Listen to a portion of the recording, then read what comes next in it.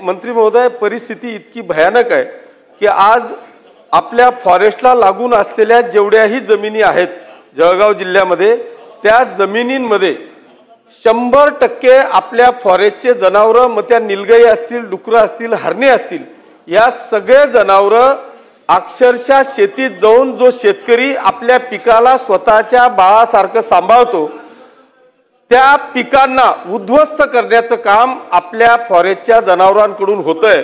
माझ्याकडची तर अशी परिस्थिती होती की एकदा ते जनावर घुसल्यानंतर जेव्हा ते उद्ध्वस्त झालं तर अक्षरशः एका व्यक्तीला त्या ठिकाणी परिस्थिती पाहून अध्यक्ष महोदय अटॅक आला आणि तो व्यक्ती त्या ठिकाणी मृत्यू पावला। माझी या माध्यमातून विनंती आहे की एक तर हे जनावर बाहेर का येत आहेत याची काळजी माननीय मंत्री महोदय फॉरेस्ट विभाग घेईल का? कारण त्यांना तिथे पाणी नाही, चारा नाही आणि म्हणूनच हे जनावर बाहेर येत आहे, याची काळजी फॉरेस्ट विभाग घेईल का? दुसरा विषय असा आहे की जर ते बाहेर येणार असतील तर याच्यासाठी फॉरेस्टला आपण कुंपणाची व्यवस्था करणार का? असे दोन स्पेसिफिक प्रश्न मंत्री महोदय माझे आहेत। मंत्री महोदय। अध्यक्ष महोदय, संपूर्ण महाराष्ट्रामध्येच हा प्रश्न उपस्थित झालेला आहे। कोर एरिया, बफर एरिया आणि बफर एरियाच्या बाहेर येऊन शेतकऱ्यांच्या शेत जमिनीचं नुकसान, जंगलातले प्राणी ज्याच्यामध्ये डुकरं आहेत, रानरेडे आहेत, निलगाई आहेत, आणि त्याकरता माननीय बावनकुळे साहेब आणि मी आम्ही एकदा अशाच प्रश्नांवर बैठक घेतली असताना आम्ही असं ठरवलेलं आहे की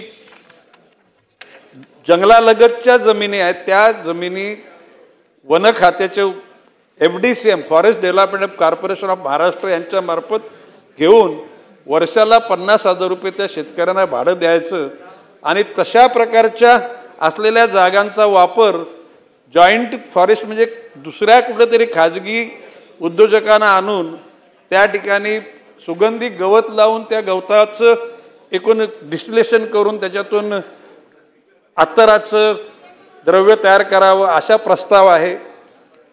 जर मोठ्या प्रमाणामध्ये जर जागा उपलब्ध झाल्या त्या ठिकाणी सोलरचा पॅनलचा एकूण म्हणजे वीज निर्मिती करण्याकरता वापर करावा आणि अशा प्रकारच्या FDCMच्या MDना तशा सूचना देण्यात आलेल्या आहेत। भविष्यकालामध्ये ही समस्या दूर करण्यासाठी शासन अतिशय गांभीर्याने प्रयत्न करते। दुसरी सूचना सन्माननीय सदस्यांनी सांगितली की कुंपण या वर्षीच्या बजेटमध्ये अजितदादांनी 200 कोटी रुपये कुंपण घालण्यासाठी दिलेले आहेत। त्याच्यामध्ये सोलरचं कुंपण आहे आणि गरज असेल त्या ठिकाणी चेन लिंकचं कुंपण सुद्धा करण्याची तरतूद आहे। परंतु हा शेवटचा उपाय होऊ शकत नाही। त्या ठिकाणी त्या जागांचा वापर, कारण आजकाल एकदा गुरंढोरं गेली आतमध्ये म्हणजे जंगली प्राणी की ते शेतीत काही राहत नाही आणि तो शेतकरी सांगितल्याप्रमाणे तो काही ठिकाणी आत्महत्याच करण्याची परिस्थिती निर्माण होणार आणि म्हणून गांभीर्याने याच्यातून मार्ग काढण्याचा शासनाचा विचार आहे।